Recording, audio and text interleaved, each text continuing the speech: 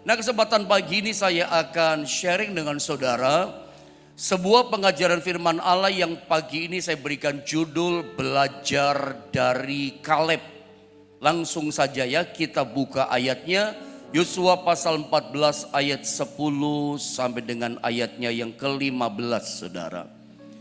Yosua 14 saya akan baca mulai ayat 10, nanti gantian saudara 11, 15-nya sama-sama ya.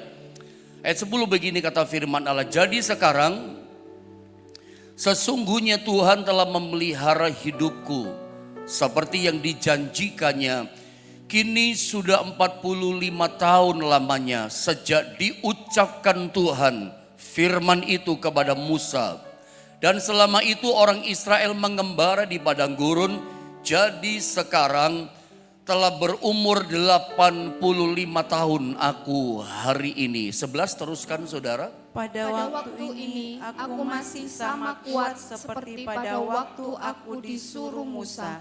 Seperti kekuatanku pada waktu itu, demikianlah kekuatanku sekarang untuk berperang dan untuk keluar masuk. Ayat 12. Oleh sebab itu, berikanlah kepadaku pegunungan yang dijanjikan Tuhan pada waktu itu.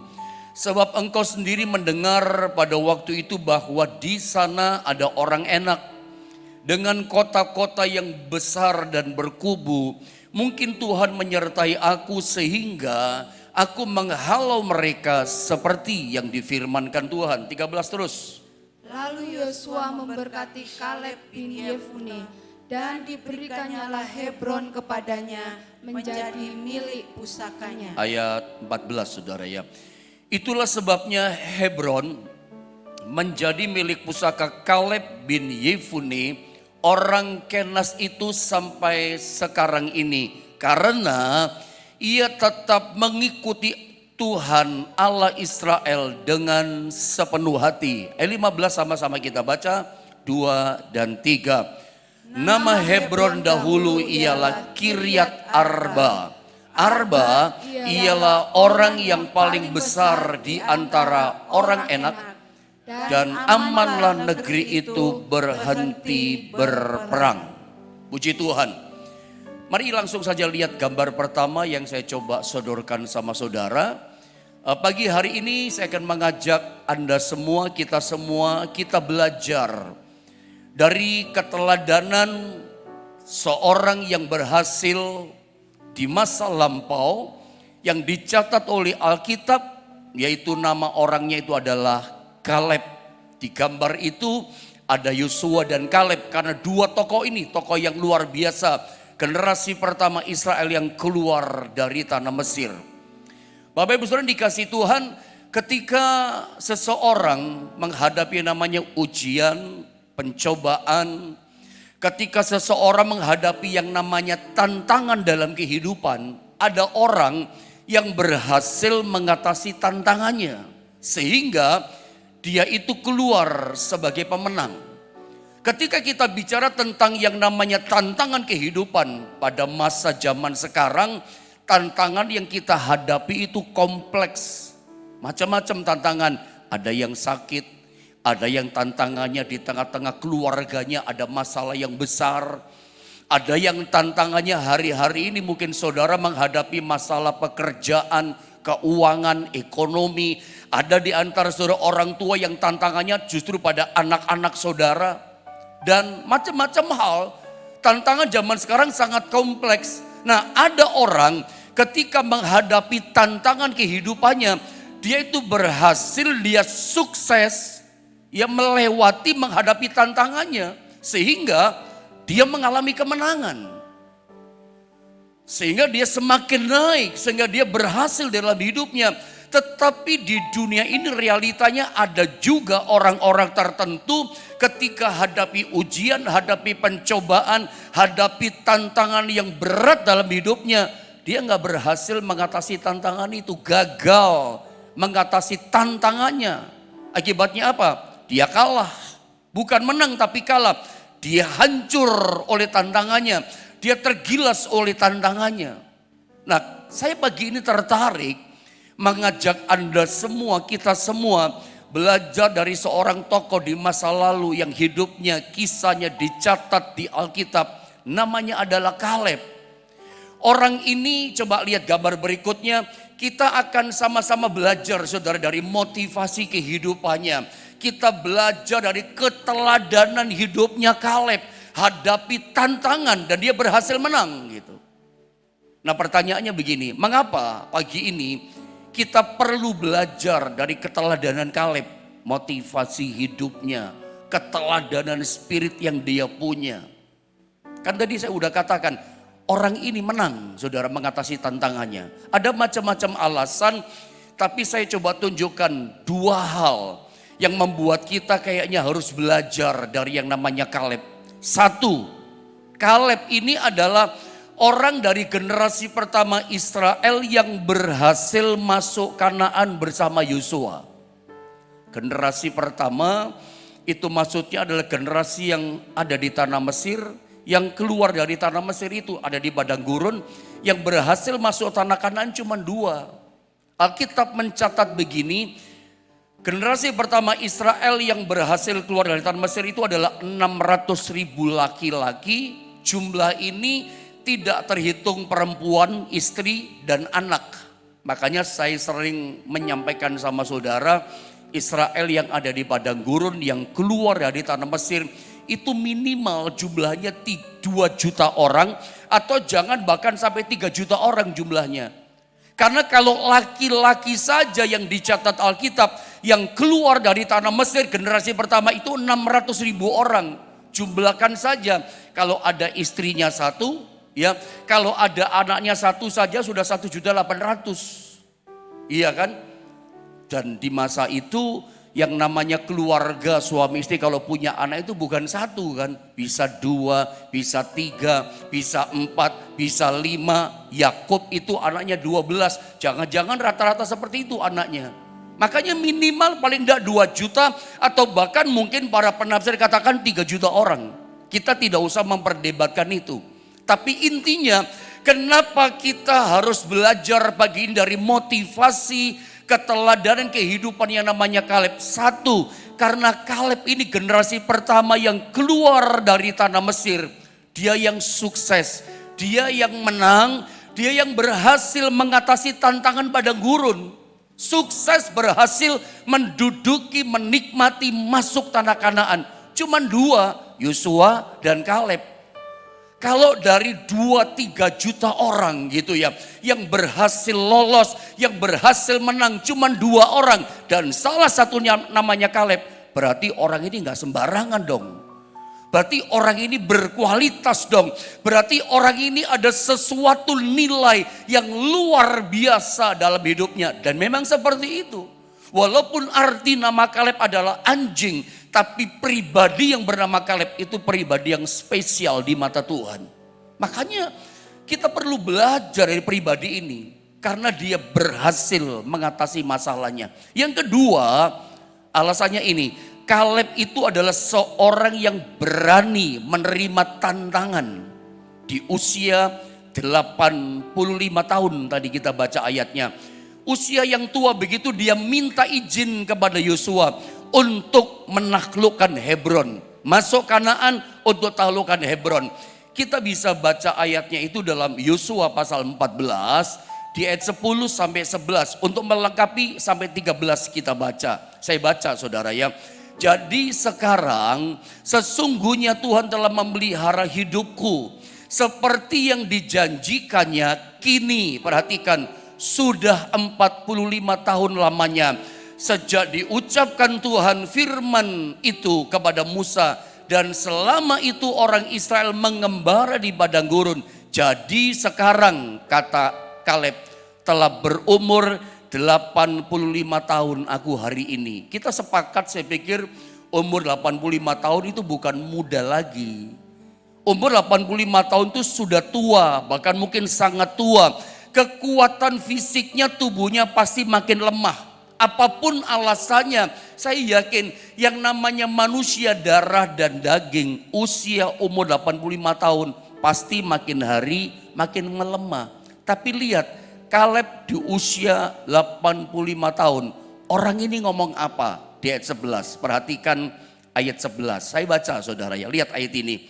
Pada waktu ini 85 tahun umurnya, aku masih sama kuat seperti pada waktu aku disuruh Musa, seperti kekuatanku pada waktu itu. Demikianlah kekuatanku sekarang untuk berperang dan untuk keluar masuk. Saudara lihat, Kaleb berkata kepada Yosua, berikan aku Hebron. Bahkan dia berkata, kekuatanku 85 tahun ini masih sama kuat seperti umurku 40 tahun. Seperti Musa mengutus aku mengintai tanah Kanaan. Dan kita lihat ayat yang ke-12. Oleh sebab itu, karena dia masih merasa kuat walaupun 85 tahun, spiritnya yang luar biasa kita belajar, semangat geloranya sama Tuhan. Lihat, berikanlah kepadaku, ini kan janji Tuhan kan, pegunungan yang dijanjikan Tuhan pada waktu itu. Dia percaya betul sama janji Tuhan dan tidak pernah tawar hati, semangatnya hilang untuk janji Tuhan. Yang dijanjikan Tuhan pada waktu itu, sebab engkau sendiri mendengar pada waktu itu bahwa di sana, perhatikan, ada orang enak dengan kota-kota yang besar dan berkubu. Mungkin Tuhan menyertai aku sehingga aku menghalau mereka seperti yang difirmankan Tuhan. Lalu Yosua memberkati Kaleb bin Yefune, dan perhatikan kalimat ini, diberikannya lah Hebron kepadanya menjadi milik pusakanya. Jangan diartikan ketika Yosua memberikan Hebron kepada Kaleb, nih Kaleb, Hebron ku berikan kepadamu, tinggal serah terima. Tidak, Kaleb mesti menghalau penduduk yang tinggal di tanah Hebron. Tadi kita sempat baca di ayat-ayat awal, Hebron ini punya nama yang lebih tua sebelumnya. Namanya adalah Kiryat Arba. Arba itu adalah raksasa yang paling besar yang tinggal di yang namanya Hebron ini. Saya mau coba artikan dulu kata Hebron. Karena begini saudara ya, menurut saya pengajaran firman Allah ini ada sesuatu yang spesial yang Tuhan taruh dalam hidup kita. Karena Hebron yang sedang saya mau coba sampaikan sama saudara, tempat Hebron ini sebuah tempat, tapi tempat yang profetik buat kita. Ini sebuah prophetic place buat kehidupan kita. Anda dan saya akan bisa mengalami seperti yang dialami oleh Kaleb dengan tempat namanya Hebron. Dari semua tanah di Kanaan, tempat yang paling diberkati, tempat yang paling subur, tempat yang limpah hadirat Allah, itu namanya Hebron. Makanya gak heran Kaleb di usia 85 tahun, ambisinya besar. Saya memilih pakai kata ambisi yang besar supaya itu Anda tangkap dengan bagus, Anda terimanya dengan enak. Kaleb di usia 85 tahun, dia ambisius sekali untuk apa? Untuk kejar terus untuk mendapatkan yang namanya Hebron atau Kiryat Arba itu. Sebab ada sesuatu yang spesial di situ. Ini Hebron bicara sesuatu yang sangat profetik dalam ayat ini. Hebron itu ternyata dalam bahasa Ibraninya disalin dengan kata Hevron. Hevron atau Hebron artinya adalah dipersatukan. Hebron artinya adalah ditautkan, dikembalikan menjadi satu, ditautkan lagi. Ternyata saya tadi sempat baca di kamus, kata Hebron itu kalau dalam bahasa Arabnya itu diartikan Ibrahim. Abraham itu Ibrahim. Diartikan begini, friendship. Friendship itu apa saudara ya? Persaudaraan. Friendship seperti pertemanan saudara ya. Persaudaraan, pertalian pertemanan yang dekat, persekutuan yang intim. Nah, perhatikan, saya tunjukkan satu hal. Sebetulnya ada apa dengan Hebron? Sehingga Kaleb di usia 85 tahun yang sudah tidak muda lagi, sangat menginginkan, sangat merindukan, sangat mengejar ambisi dengan yang namanya Hebron. Ada apa dengan Hebron? Saya pernah sampaikan sama saudara, 12 pengintai, coba Anda lihat ayat ini dalam Bilangan 13 ayat 31 sampai 33. Ketika 12 pengintai ini mengintai tanah Kanaan, mungkin saya baca saja ya, supaya saya cerita nanti Anda nangkep maksud saya ya. Saya baca 31, ada catat ini ayatnya. Tetapi orang-orang yang pergi ke sana, ini 10 pengintai, bersama-sama dengan dia berkata begini, kita tidak dapat maju, kata 10 pengintai, menyerang bangsa itu, bangsa Kanaan. Karena mereka lebih kuat daripada kita. Itu maksudnya orang-orang yang di Hebron, ada suku Enak. Juga mereka menyampaikan kepada orang Israel kabar busuk tentang negeri yang diintai mereka dengan berkata, negeri yang telah kami lalui untuk diintai, perhatikan, adalah suatu negeri yang memakan penduduknya. Mengerikan ya. Dan semua orang yang kami lihat di sana adalah orang-orang yang tinggi-tinggi perawakannya. Itu orang yang tinggal di Hebron, para raksasa. Lihat 33. Juga kata 10 pengintai, kami lihat di sana orang-orang raksasa. Jelas ya. Orang Enak. Terus yang berasal dari orang-orang raksasa, dan kami lihat diri kami seperti belalang, dan demikian juga mereka terhadap kami.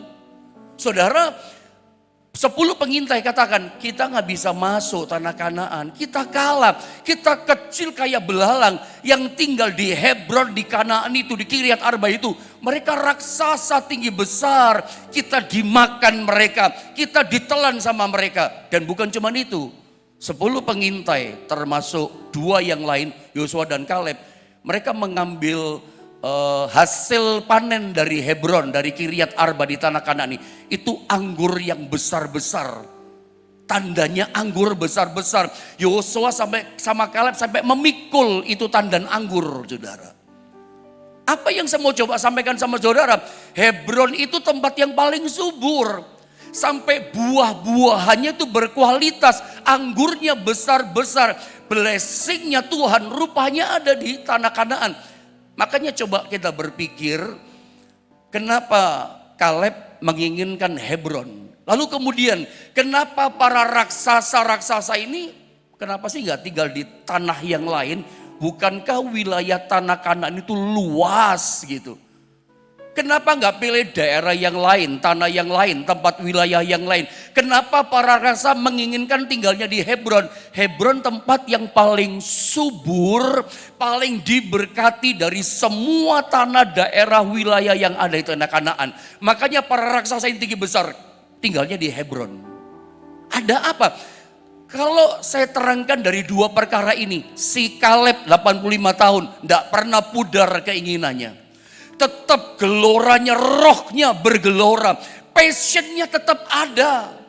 Meskipun 85 tahun sudah tua, udah melemah. Tidak pernah pudar, tetap janji Tuhan, aku mesti miliki namanya Hebron. Dan ternyata para raksasa pun maunya tinggalnya di Hebron. Nanti saya tunjukkan raksasa dalam ayat ini secara rohani bagikan Goliat kan, itu bicara masalah-masalah yang besar. Tapi raksasa dalam yang tinggal di tanah Kanaan ini juga bicara tentang spiritnya roh jahat, pekerjaan si jahat. Ini penghalang. Tapi kenapa raksasa-raksasa yang ada di Kanaan maunya tinggalnya di Hebron? Ada apa? Kayaknya dari 2 perkara yang saya ceritakan sama saudara ini harusnya kita menaruh curiga. Ada apa ya? Kenapa Kaleb menginginkan Hebron? Kenapa para raksasa maunya tinggal di Hebron? Pasti ada sesuatu yang sangat bernilai sangat tinggi di Hebron. Artinya tadi kan ditautkan, dipersatukan. Artinya adalah friendship, persaudaraan, persekutuan, keintiman. Pasti ada sesuatu yang sangat berharga, bagaikan mutiara yang mahal tak ternilai harganya yang ada di Hebron, yang orang awam tidak tahu, orang awam buta sama sekali tidak mengerti. Tapi orang yang bernama Kaleb yang sedang kita belajar dari motivasi keteladanan hidupnya, orang ini tahu, gitu loh. Kaleb ini mengerti secara rohani, matanya tahu secara rohani ada sesuatu yang luar biasa secara profetik ada di Hebron ini. Nilainya ilahi sangat besar. Orang awam, orang dunia tidak mengerti. Makanya dia ngotot. Makanya dia ambisinya begitu besar. Hebron mesti aku duduki. Meskipun dia tahu dia gak muda lagi. Tapi semangatnya gak kendor. Ternyata di Alkitab ada satu lagi. Coba ya. Coba next saudara ya. Next lihat. Ternyata di Alkitab ada satu orang lagi yang menginginkan tinggal di Hebron. Dan dia keluar duit banyak untuk tinggal di Hebron. Nama orang itu adalah Abraham ternyata. Saya baca ayat ini ya, dan saya coba kaitkan dengan ayat yang lain. Kejadian 23 ayat 19 sampai 20, ada orang ketiga. Bahkan ini mungkin yang pertama sebelum Kaleb. Kita lihat, sesudah Abraham menguburkan Sarah istrinya, dikatakan di dalam gua ladang Mahpela itu di sebelah timur Mamre. Di mana itu Mamre gua Mahpela? Yaitu Hebron di tanah Kanaan. Yang raksasa tinggal di sana. Yang kemudian begitu kan. Demikian dari pihak Bani Het, ladang dengan gua yang ada di sana diserahkan kepada Abraham menjadi kuburan miliknya. Sesungguhnya bukan diserahkan. Abraham tidak mau gratis, dia bayar. Coba lihat Kejadian 49. Saya mau terangkan lewat ayat ini sama saudara. Ayat 30 sampai 32. Saya baca ya. Dalam gua yang di ladang Mahpela, di sebelah timur Mamre, di tanah Kanaan, ladang yang telah dibeli Abraham dari Efron, dibeli orang Het, itu untuk menjadi kuburan milik. Dikasih gratis dia nggak mau, dia bayar gitu. Disitulah dikuburkan Abraham, saya ulang, disitulah dikuburkan Abraham beserta Sarah istrinya, pasangan yang pertama. Disitulah dikuburkan Ishak beserta Ribka istrinya, pasangan kedua. 32. Dan disitulah juga dikuburkan Lea istrinya Yakub. Ladang dengan gua yang ada di sana telah dibeli dari orang Het. Ayat yang lain melengkapi, ada 3 pasangan. Abraham dengan istrinya Sarah, lalu Ishak dengan istrinya adalah Ribka. Lalu ada pasangan ketiga, Yakub dan Lea, dikuburkan di satu gua namanya Mahpela di Hebron. Yakub itu punya istri yang sangat difavoritkan, dia cinta, namanya Rahel. Ternyata Rahel tidak ditaruh di gua Mahpela di Hebron, tapi di pinggir jalan arah menuju ke Bethlehem. Ini sesi yang lain, mungkin khotbah tema yang lain. Kita gak bahas kenapa ya Rahel itu nanti kok adanya di pinggir jalan arah ke Bethlehem. Itu kaitan sama Natal nanti. Itu berita tentang Natal, mungkin lain waktu. Menangis, ada teriakan, nanti lahirlah juru selamat di situ, lain waktu soal itu. Tapi kita lihat dalam ayat ini saudara ya, ada 3 pasangan dikuburkan di gua Mahpela. Di Hebron, di Kiryat Arba. Pasangan Abraham dengan istrinya, Ishak dengan istrinya, lalu Yakub dengan istrinya. Tetapi saudara ya, ternyata kalau kita baca sejarah tentang Hebron ya, ada pasangan yang nomor 1 sebelum Abraham dikuburkan di gua Mahpela. Namanya adalah Adam dan Hawa. Menurut catatan sejarah orang-orang Yahudi, namanya Kitab Midras, ternyata Adam dan Hawa pasangan pertama yang lebih dulu dikuburkannya itu nanti adanya di gua Mahpela. Nanti saya coba terangkan sama saudara. Makanya Abraham ngotot. Dia tidak mau pilih tempat yang lain. Nggak mau dikasih tempat yang lain, pokoknya mesti di gua Mahpela, pokoknya mesti di Hebron. Sebab apa? Sebab dia tahu nenek moyang manusia pertama, nenek moyangnya Adam dan Hawa, dikuburnya di situ juga ada 4 pasangan di situ. Coba lihat gambar ini kembali. Pertanyaannya begini, kita belajar soal Kaleb persoalannya. Intinya bukan Abraham yang kita belajar, Kaleb. Lalu pertanyaannya, apakah Kaleb yang ambisius menginginkan Hebron itu karena faktor ada makam leluhurnya ini di gua Mahpela ini ya, di Hebron ini, di Kiryat Arba ini? Apakah karena faktor ada Adam dan Hawa dikubur di situ? Apakah karena ada faktor nenek moyangnya Abraham, Ishak dan Yakub leluhurnya dikuburkan di sana? Bisa jadi itu mungkin alasan ke-1. Atau sebagai penambah alasannya, begitulah kira-kira. Sehingga aku mau gua Mahpela, aku mau Hebron. Bisa jadi itu salah satu alasan atau penambah alasannya. Tapi saya mau tunjukkan sebetulnya ada alasan yang terutama gitu. Alasan yang paling besar, yang terutama, kenapa orang namanya Kaleb yang dia inginkan ambisi. Pokoknya meskipun usiaku 85 tahun, aku masih sama kuat kok. Aku ingin namanya Hebron, berikan kepadaku. Dan dia mesti perang dengan raksasa di sana. Alasannya apa? Saudara, di antara orang Israel, orang Yahudi, mereka tuh punya kitab yang namanya Midras.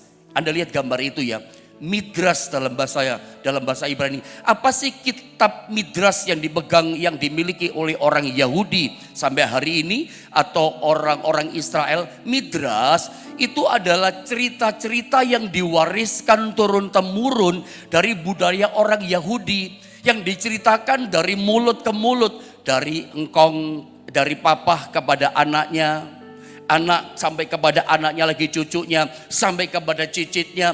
Cerita turun-temurun yang tidak putus tentang budaya Israel, tentang apa yang mereka alami. Nah, semua cerita turun-temurun dari mulut ke mulut yang terus turun sampai cicit dan sampai ke bawah, itu ditulis dalam sebuah kitab yang mereka pegang, namanya adalah Midras. Yang mungkin cerita-cerita ini tidak tercatat di Alkitab, tapi ada di kitab Israel yang namanya Midras.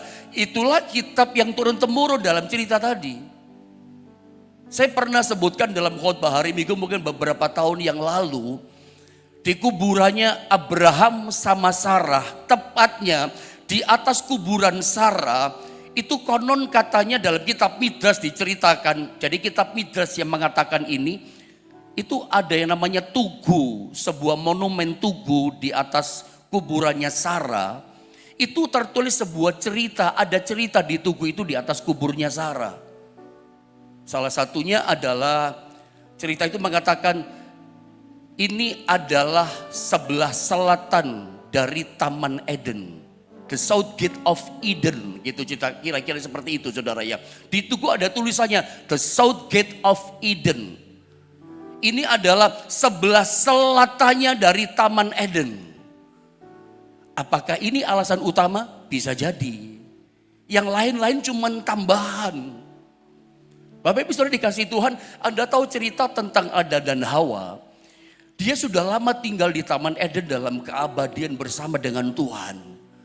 Ketika singkat kata jatuh dalam dosa, saya yakin Adam tidak akan pernah ingin jauh dari Taman Eden. Karena di Taman Eden dia nggak pernah sakit. Di Taman Eden dia nggak pernah berkeringat, berpeluh, susah payah untuk cari makan.